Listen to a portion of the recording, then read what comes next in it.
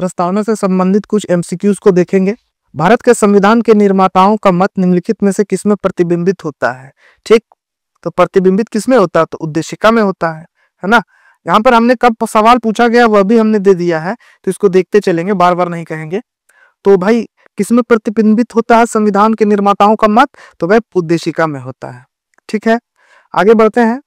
अगला सवाल है कि प्रस्तावना में अवतरण, जो प्रस्तावना में लिखा गया हम भारत के लोग, जो पूरा पाठ है, ठीक है, तो इसमें जो है पूछ रहा है कि यह कब अंगीकृत, अधिनियमित और आत्मार्पित किया गया है। लोग जानते हैं 26 नवंबर 1949 को अंगीकृत, अधिनियमित और आत्मार्पित किया गया है। चलिए एक बार फिर से मैं पढ़ देता हूं। हम भारत के लोग भारत को एक संपूर्ण प्रभुत्व संपन्न समाजवादी पंथ निरपेक्ष लोकतंत्रात्मक गणराज्य बनाने के लिए तथा उसके समस्त नागरिकों को सामाजिक आर्थिक राजनीतिक न्याय, कितने न्याय? 3 तरह के न्याय, विचार अभिव्यक्ति विश्वास धर्म और उपासना की स्वतंत्रता, 5 प्रकार की उपासना, प्रतिष्ठा और अवसर की समता, 2 तरह की समता प्राप्त करने के लिए तथा उन सब में व्यक्ति की गरिमा और राष्ट्र की एकता अखंडता सुनिश्चित करने वाली बंधुता बढ़ाने के लिए दृढ़ संकल्पित होकर अपनी संविधान सभा में आज 26 नवंबर 1949 को एतद द्वारा इस संविधान को अंगीकृत, अधिनियमित और आत्मार्पित करते हैं। शुरुआत कहाँ होता है? हम भारत के लोग। किससे लिया गया है? तो यूएसए के संविधान से। ठीक है, इसमें ये जो जोड़ा गया है अखंडता, कहाँ गया अखंडता? अखंडता, पंथ निरपेक्षता और समाजवादी 42वें संविधान संशोधन 1976 में इंदिरा गांधी जी की सरकार में जोड़ा गया था। हम लोग जानते हैं ना 1975 से 77 आपातकाल लगा था, उसी समय का है। फिर 78 में जो है 1978 में 44वां संविधान संशोधन ला करके उसमें परिवर्तित किया गया था संविधान में। तो इसको हम लोग संविधान संशोधन के टॉपिक में बाद में पढ़ेंगे। अगला सवाल है 26 जनवरी 1950 को संविधान की वास्तविक स्थिति क्या थी? तो भाई हम लोग देख रहे हैं कि 26 जनवरी 1950 को संविधान लागू हो गए। तो लागू होने पे क्या स्थिति होगी? तो संपूर्ण प्रभुत्व संपन्न होगा, लोकतंत्रात्मक होगा और गणराज्य होगा। ठीक बात, लेकिन यहाँ पंथ निरपेक्ष होगा क्या? नहीं होगा, इसको कैंसिल कर दीजिए, क्योंकि 42वां संविधान संशोधन में 1976 में जुड़ा है। समाजवादी, समाजवादी होगा क्या? नहीं होगा, है ना। और ये सिर्फ गणराज्य नहीं, यहाँ पे सही बी वाला आंसर होगा। सवाल है 26 जनवरी 1950 को सही संवैधानिक वास्तु थी। सेम सवाल सेम रिपीट कर रहा है। नेक्स्ट देखिए, अगला सवाल है भारत की प्रस्तावना में कितने प्रकार के न्याय? तो न्याय 3 प्रकार के हैं, स्वतंत्रता 5 प्रकार के हैं, समानता 2 प्रकार के, भ्रातृत्व 1 प्रकार का है ना। तो यहाँ इसका आंसर ए में क्या है? 5 3 5 2 1, याद रख लीजिएगा। 35 21 35 21 35 21। न्याय कितना प्रकार का? 3 प्रकार का। स्वतंत्रता कितना प्रकार का? 5 प्रकार का। समानता कितना? 2। भ्रातृत्व कितना? 1। तो स्वतंत्रता कैसी स्वतंत्रता? तो विचार और अभिव्यक्ति की, विचार और अभिव्यक्ति की, ये 2 हो गए, विचार और अभिव्यक्ति। उसके बाद 3 और कौन से हैं? तो 3 है धर्म से जुड़े। तो धर्म है तो भाई कोई भी धर्म है तो आप उपासना कर रहे हैं ना, तो उपासना है। और क्या है? विश्वास है, विश्वास है ना। हमारा विश्वास नास्तिकता है, हम धर्म को नहीं मानते, उपासना नहीं करते, हमारा विश्वास हम नास्तिक है, तो है ना। इस प्रकार का दिया गया है। और समानता हमने बता दिया, अवसर और प्रतिष्ठा की समता। देखिए अगला सवाल है भारतीय संविधान की प्रस्तावना में उल्लेखित सही क्रम क्या है? ठीक, तो समाजवाद, पंथ निरपेक्षता, संपूर्ण प्रभुत्व संपन्न, लोकतंत्रात्मक, इन सब का दे दिया आगे पीछे करके। तो एक जान लीजिए, आपको एक चीज याद रखना है, एक सूत्र वाक्य है, तो आपको याद क्या रखना है कि सभी समाज पर लोकगीत। देखिए सभी मतलब क्या हो गया? सभी को आप पकड़िए, संपूर्ण प्रभुत्व संपन्न। उसके बाद समाज से समाजवाद पकड़ लीजिए आप, पर से पंथ निरपेक्ष पकड़िए, और लोकगीत से आप लोकतंत्र पकड़िए, लोक से लोकतंत्र पकड़िए, और गीत से गणराज्य पकड़िए, गणराज्य। ठीक, तो यहाँ पर बी जो है संपूर्ण प्रभुत्व संपन्न, समाजवादी, पंथ निरपेक्ष, लोकतंत्रात्मक, गणराज्य। गणराज्य नहीं दिया गया लेकिन याद रखेंगे। ठीक, तो सभी समाज पर लोक गीत, ये याद रखें आप, यह वाला जो है समस्या दूर हो जाएगी। अगला सवाल है भारतीय संविधान की प्रस्तावना में भारत को किस रूप में घोषित किया गया है? फिर वही घुमा फिरा के सवाल है। तो भारत को एक सार्वभौम नहीं, यही संपूर्ण प्रभुत्व संपन्न होना चाहिए। संपूर्ण प्रभुत्व संपन्न, समाजवादी, पंथ निरपेक्ष, प्रजातांत्रिक नहीं, गलत है भाई, प्रजातांत्रिक नहीं, लोकतांत्रिक है और गणराज्य है। इसका क्लियरिफिकेशन है, पंथ निरपेक्ष और लोकतांत्रिक शब्द है, धर्म निरपेक्ष और प्रजातांत्रिक नहीं। कई बार क्या होता है, सवाल जो आयोग होती है या कोई जो भी संस्था एग्जाम लेती है, वो कभी कुछ गलत सवाल भी सेट कर देती है, इसलिए ऐसा सवाल आ गया है। तो खैर इसको ज्यादा नहीं देखेंगे। अगला सवाल, प्रस्तावना में समाजवादी शब्द संशोधन किया गया। हम लोग पढ़ चुके हैं 42वां संविधान संशोधन 1976 में। निम्नलिखित में से 42वें संविधान संशोधन के माध्यम से क्या जोड़ा गया था? तो हम लोग जानते हैं, संप्रभुता बिल्कुल नहीं, व्यक्ति की गरिमा नहीं, समाजवाद और पंथ निरपेक्ष और अखंडता, अखंडता, है ना। अगला सवाल है, भारतीय संविधान की प्रस्तावना में धर्मनिरपेक्ष और समाजवादी शब्द जोड़े गए थे। 42वां संविधान संशोधन 1976। निम्नलिखित में से कौन भारत के धर्मनिरपेक्ष राज्य में वर्णित करता है? प्रस्तावना करता है ना, प्रस्तावना करता है, इसमें कोई शक नहीं है। अगला प्रश्न है कि सन 1975 में भारतीय संविधान की प्रस्तावना में क्या सम्मिलित नहीं है? देखिए, प्रस्तावना में एकमात्र संशोधन 1976 को हुआ था, है ना, 42वां संविधान संशोधन। तो संविधान संशोधन होने से पहले की बात कर रहा है, यानी कि मूल संविधान के प्रस्तावना में क्या थी उसकी बात की गई थी। तो उसमें कौन सा सम्मिलित नहीं है ना, ध्यान देना शब्दों पे। तो बंधुत्व था, ठीक है, समानता थी, समानता यानी समता, इक्विटी थी, संप्रभु था, अखंडता नहीं था, है ना। अखंडता बाद में जोड़ा गया था। 3 शब्द हम लोग बार बार रिपीट कर रहे हैं, 3 शब्द कौन से? तो पंथ निरपेक्षता यानी सेक्युलरिज्म, सेक्युलर जोड़ा गया था। उसके बाद कौन सा? उसके बाद अखंडता जोड़ा गया था, है ना। फिर समाजवादी यानी कि सोशलिस्ट जोड़ा गया था। अगला सवाल, निम्नलिखित में से 42वें संविधान संशोधन द्वारा जोड़ा गया, रिपीट है, आगे बढ़ेंगे। अगला सवाल है कि कूट में बताना है आपको कि कौन सा सही है, कूट में बताना आपको कौन सा सही है। तो देखिए, पंडित नेहरू द्वारा प्रस्तुत ऑब्जेक्टिव प्रस्ताव अंतोगत्वा उद्देशिका बना, बिल्कुल सही है, सत्य वचन है। दूसरा है, इसकी प्रकृति न्याय योग्य नहीं है, बिल्कुल सत्य है, कोई किंतु परंतु नहीं। इसमें संशोधन किए नहीं किया जा सकता है, गलत बात है, इसमें संशोधन किया जा सकता है, तो ये वाला हम लोग काट देंगे, है ना। अगला क्या है, संविधान के विशिष्ट प्रावधानों को यह रद्द ओवरराइड नहीं कर सकता। हाँ, बात भी सही है, विशिष्ट प्रावधान जैसे अल्पसंख्यक को दिया गया है, या शिक्षा का अधिकार दिया गया है, या समता का अधिकार है, अभिव्यक्ति की स्वतंत्रता है, तो इन सबको आप ओवरराइड नहीं कर सकते हैं। अगर किसी आर्टिकल में दिया गया है कि भाई किसी कारण से सरकार आपकी अभिव्यक्ति की स्वतंत्रता पर अंकुश लगा सकती है, तो आप अभिव्यक्ति की स्वतंत्रता प्रस्तावना में दिया गया इसका हवाला दे करके आप जो है क्विट में नहीं जा सकते हैं कि हम भाई कैसे ये हो गया, है ना। तो उसी को यह कह रहा है। चलिए, तो इसका सही आंसर हो जाएगा 1, 2 और 4। अगला सवाल है, प्रस्तावना का विधिक स्वरूप क्या है? तो भाई पढ़ चुके हैं, इसे लागू नहीं किया जा सकता है। अगला सवाल, भारतीय संविधान की उद्देशिका में संविधान संशोधन किया गया था, तो किया गया था ना 42वां संविधान संशोधन 1976। समाजवादी शब्द उद्देशिका में जोड़ा गया था, 42वां संविधान संशोधन 1976। संविधान की प्रस्तावना का विधिक स्वरूप क्या है? तो यह लागू नहीं किया जा सकता है। भारतीय संविधान की उद्देशिका में संशोधन किया गया था, तो 42वां। देखिए, ये बार बार पूछे जाते हैं भाई, उद्देशिका से आप क्या सवाल बना लीजिएगा कि प्रारंभ क्या हो रहा, अंत क्या हो रहा, कौन सा डेट में लागू हुआ, कितने प्रकार के हैं, कौन व्यक्ति ने क्या कह दिया, यही सब तो होगा, तो बार बार रिपीट किया जाता है। समाजवादी शब्द 42वां संविधान संशोधन, समाजवादी शब्द 42वां संविधान संशोधन।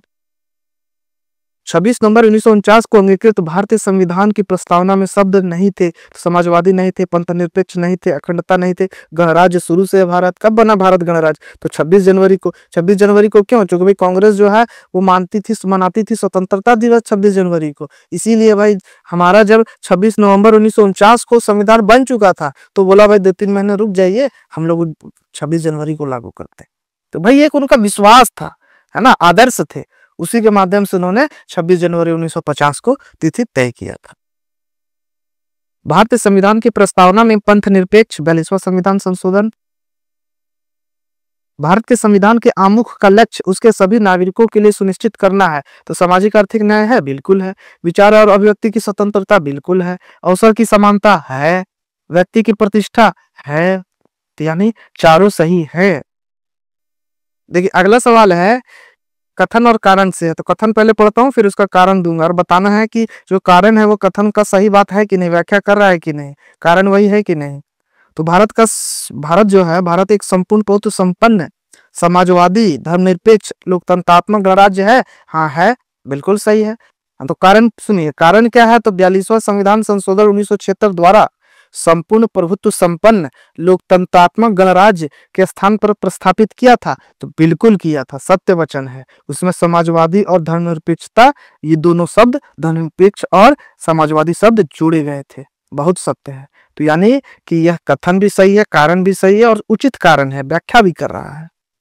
अगला सवाल है, भारत में लौकिक सार्वभौमिकता यानी कि सॉवरेनिटी है, क्यों है? तो संविधान की प्रस्तावना के प्रारंभ होती है किससे? तो प्रजातांत्रिक भारत के शब्दों से, जनता के जनतंत्र के शब्दों से, जनता के लोकतंत्र के शब्दों से, या हम भारत के लोग के शब्दों से? तो फिर आ गया हम भारत के लोग शब्दों से। अगला सवाल है, हम भारत के लोग, द पीपल ऑफ इंडिया शब्द का प्रयोग भारतीय संविधान में कहाँ किया गया है? तो भाई हम लोग जान रहे हैं एक ही जगह किया गया है, एकमात्र प्रस्तावना में। अगला सवाल क्या है? अगला सवाल है, सभी व्यक्ति पूर्णतः और समान रूप से मानव है। यह सिद्धांत को सार्वभौमिकता कहते हैं। इसमें क्या होता है? तो इसमें सभी व्यक्ति पूर्णतः और समान रूप से मानव है। यह सिद्धांत सार्वभौमिकतावाद के नाम से जाना जाता है। इस सिद्धांत के अनुसार सभी व्यक्ति को उनके मानव अधिकार समान रूप से बिना भेदभाव के उपलब्ध होने चाहिए। अगला सवाल, भारत के संविधान में धर्मनिरपेक्ष शब्द का सही भाव व्यक्त करता है तो कौन करता है? तो भारत में अनेक धर्म है, भारत को धार्मिक स्वतंत्रता प्राप्त है, धर्मानुपालन व्यक्ति की इच्छा पर निर्भर करता है, या भारत का कोई राजधर्म नहीं है? तो देखिए भारत में अनेक धर्म, बात सही है। यहाँ देखिए होना क्या चाहिए कि धर्म है लेकिन उनकी सबका आदर समान रूप से किया जाता है, ठीक है, सभी की स्वीकार्यता प्राप्त है, ठीक। तो यानी कि भारत की ये बात सत्य है, भारत को धार्मिक स्वतंत्रता प्राप्त है, लोगों को प्राप्त है, लेकिन इसका सही आंसर होगा भारत में कोई राज्य धर्म नहीं है, सभी को समानता प्रदान की गई है। अगला सवाल है, निम्नलिखित में से कौन सा शब्द भारतीय संविधान की प्रस्तावना में उल्लेखित नहीं है? तो उल्लेखित कौन सा नहीं है? तो संप्रभुता है, पंथनिरपेक्षता है, लोकतंत्रात्मक है, संघीय नहीं है। ध्यान दीजिए, ऐसा ही कोई शब्द फंसा देगा। अगला सवाल, भारतीय संविधान की प्रस्तावना में निम्नलिखित में से किस स्वतंत्रता का वर्णन नहीं है? तो विचार की स्वतंत्रता है, विचार एवं अभिव्यक्ति की स्वतंत्रता है, विचार को प्रकट करने की स्वतंत्रता है, ठीक है, और विश्वास की स्वतंत्रता है। आर्थिक स्वतंत्रता की बात नहीं की गई है, आर्थिक स्वतंत्रता की बात नहीं की गई है, न्याय की बात की गई है, आर्थिक न्याय की बात की गई, सामाजिक, राजनीतिक और आर्थिक न्याय की बात की गई, आर्थिक स्वतंत्रता की नहीं। अगला सवाल, भारतीय संविधान की प्रस्तावना में उल्लेख नहीं है। तो भाई सामाजिक न्याय है, राजनीतिक न्याय है, आर्थिक न्याय है, अभी हम लोग पढ़े हैं, धार्मिक न्याय की बात नहीं की गई है, ठीक। संविधान की प्रस्तावना के बारे में कौन सा कथन सही है? सही बताना है, ठीक है, गलत को छाटेंगे, सही को चुनेंगे। तो समाजवाद पर धर्मनिरपेक्ष शब्द जो है 1950 में लागू संविधान में नहीं थे। हाँ, तो ये सही है। 1976 में ना संशोधन के द्वारा जोड़ा गया था, तो यहाँ 77 लिख दिया, तो ये तो गलत हो जाएगा। 85 लिख दिया, गलत हो जाएगा। फिर बोल रहा है कि उक्त शब्द संविधान की प्रस्तावना के अंग नहीं है। तो भैया कैसे बोल रहे हैं? आज के समय तो है ना, उस समय नहीं था 1950 में, लेकिन आज तो है, ठीक। तो यहाँ बोल रहा है तो ये भी बात गलत हो जाएगा कि उक्त शब्द संविधान की प्रस्तावना का अंग नहीं है। है आज के संविधान में है, तो ये वाला सही हो जाएगा। समाजवाद धर्मनिरपेक्ष शब्द 1950 में लागू संविधान के अंग नहीं थे, हमें सही चुनना है, यह सही है। अगला सवाल है, भारतीय संविधान का कौन सा भाग संविधान की आत्मा? तो भाई वही उद्देशिका। अगला सवाल, भारत में किसने भारतीय संविधान की प्रस्तावना को हमारे संप्रभु प्रजातांत्रिक गणतंत्र की जन्म कुंडली याद कीजिए, कौन कह रहे हैं? तो मुंशी जी कह रहे हैं। हॉरोस्कोप है ना, राजनीतिक पॉलिटिकल हॉरोस्कोप, राजनीतिक जन्म कुंडली मुंशी साहब कह रहे हैं। ये जो के मुंशी है ना, इनका पूरा नाम है कन्हैया लाल मानिकलाल मुंशी। ये मुंशी प्रेमचंद वाले मुंशी नहीं है। संविधान को एक पवित्र दस्तावेज किसने कहा था? पवित्र दस्तावेज, पवित्र आत्मा अंबेडकर जी कह रहे हैं, ठीक, याद रख लो, पवित्र आत्मा अंबेडकर, ठीक। अगला सवाल, किस वाद के फैसले में सर्वोच्च न्यायालय ने सर्वप्रथम घोषित किया कि उद्देशिका संविधान का हिस्सा नहीं है? याद कीजिए, बेरूबाड़ी। तो बेरूबाड़ी ए दिया गया है। बाड़ी देखिए, बांग्ला में बाड़ी मतलब होता है घर, याद रखिएगा, फन फैक्ट, बाड़ी मतलब होता है बांग्ला में घर। अब याद रखिए, बेरू का घर जो है वो क्या कह रहा है कि उद्देशिका संविधान का हिस्सा नहीं है। कब है फाइनली माना? तो केशवानंद, याद रखिए, केशवानंद ही डिमार्केशन लाइन है। अगला सवाल है, उद्देशिका संविधान का भाग है, तो न्यायालय ने किसमें कहा था? तो केशवानंद में कहा था, है ना, केशवानंद। तो केशवानंद ढूंढिए, यूनियन ऑफ इंडिया, बनारसी दास, बोम्मई, मलक सिंह। अच्छा, तो हम लोग पढ़ा था, हम लोगों ने अभी पढ़ा था ना, एसआर बोम्मईवाद ने भी जो है इसको पुनः जो उद्देशिका का भाग माना था, तो इसका आंसर बोम्मईवाद हो जाएगा, ठीक। अगला सवाल है, निम्नलिखित में से किसमें सर्वोच्च न्यायालय ने प्रस्तावना को भारतीय संविधान की मौलिक रचना का भाग स्वीकार किया है? तो इसका भाई मौलिक संरचना का भाग स्वीकार किया किसको? प्रस्तावना को। तो हम लोग जानते हैं इसका सही उत्तर हो जाएगा केशवानंद भारतीवाद। केशवानंद भारतीवाद। अगला सवाल है, भारतीय संविधान की प्रस्तावना में जिन आदर्शों एवं उद्देश्यों की रूपरेखा दी गई है उनकी व्याख्या की गई है। कैसे व्याख्या की गई है उनकी, आपको यही बताना है। तो मूल अधिकारों के रूप में प्रस्तावना में जिन आदर्शों एवं उद्देश्यों की रूपरेखा दी गई है उनकी व्याख्या कहाँ की गई है? तो मूल अधिकार के रूप में, या डीपीएसपी संविधान के नीति निर्देशक तत्वों में, या मूल अधिकार, राज्य के नीति निर्देशक एवं मौलिक कर्तव्यों के अध्याय में। और संविधान के कई पाठ में नहीं है, तो इसका सही आंसर सी हो जाएगा। मूल अधिकार, देखिए मूल अधिकार में क्या क्या है? समानता के हैं, स्वतंत्रता के हैं। तो प्रस्तावना में भी हम लोग पढ़े हैं अभी, ठीक है। देखिए आर्थिक जो न्याय की बात की गई है वो आपको मिलेगा डीपीएसपी में, नीति निर्देशक में। तो प्रस्तावना में आर्थिक न्याय है। और मौलिक कर्तव्य, मौलिक कर्तव्य में क्या क्या? आप जब पढ़ेंगे मौलिक कर्तव्य तो वहां भी देखेंगे कि प्रस्तावना की बात जो जो प्रस्तावना में लिखा गया उसका आदर्श जो है आपको मूल अधिकार में, मूल कर्तव्य में आपको दिखेगा। अगला सवाल है, निम्नलिखित में से कौन सा एक भारतीय संविधान के उद्देश्यों को प्रतिबिंबित करता है? तो भारत के प्रस्तावना करता है। भारत के संविधान की उद्देशिका में कितने प्रकार के न्याय की व्यवस्था की गई है? तो हमने न्याय पढ़ा, 3 प्रकार के न्याय, भूलिएगा नहीं, 3 प्रकार के न्याय, सामाजिक, आर्थिक, राजनीतिक न्याय। अगला सवाल है, भारतीय संविधान की प्रस्तावना में इसके सभी नागरिकों को कौन सा न्याय प्रदान करने की व्यवस्था की गई है? तो भाई देखिए सामाजिक, आर्थिक, राजनीतिक न्याय। देखिए संविधान की उद्देशिका यानी प्रियम्बल है ना, क्या है? तो संविधान का भाग है किंतु कोई विधिक प्रभाव नहीं रखता। बात तो सत्य है यार, ठीक। संविधान का भाग नहीं है, भाग तो है, ये गलत हो गया। संविधान का भाग है और वैसा ही विधिक प्रभाव रखते जैसा उसका कोई अन्य भाग, ये भी गलत हो गया। संविधान का भाग है किंतु उसके अन्य भागों से स्वतंत्र होकर उसका कोई विधिक प्रभाव नहीं है। हाँ ये बात तो सही है, अन्य भागों से स्वतंत्र होकर उसका कोई विधिक प्रभाव नहीं है, ठीक है, यह भी सही है। तो ज्यादा देखिए आंसर यही सही लग रहा है व्याख्या के साथ, लेकिन यह भी गलत नहीं कर सकते कि कोई विधिक प्रभाव नहीं रखती। बात सत्य है, लेकिन यहाँ पर ध्यान दीजिए उसके अन्य भागों से स्वतंत्र होकर उसका कोई विधिक प्रभाव नहीं। जैसे समानता का अधिकार है ना, अभिव्यक्ति का अधिकार। देखिए अभिव्यक्ति का अधिकार संविधान में दिया गया है, तो मान लेते हैं यहाँ अन्य भाग की जगह आप अभिव्यक्ति के अधिकार को पकड़िए। तो अभिव्यक्ति का जो अधिकार है उससे अलग होकर इसका कोई विधिक प्रभाव नहीं है, लेकिन अभिव्यक्ति का अधिकार जो है वो मूल अधिकार में दिया गया है, तो इसका विधिक प्रभाव यहाँ दर्शा रहा है ना।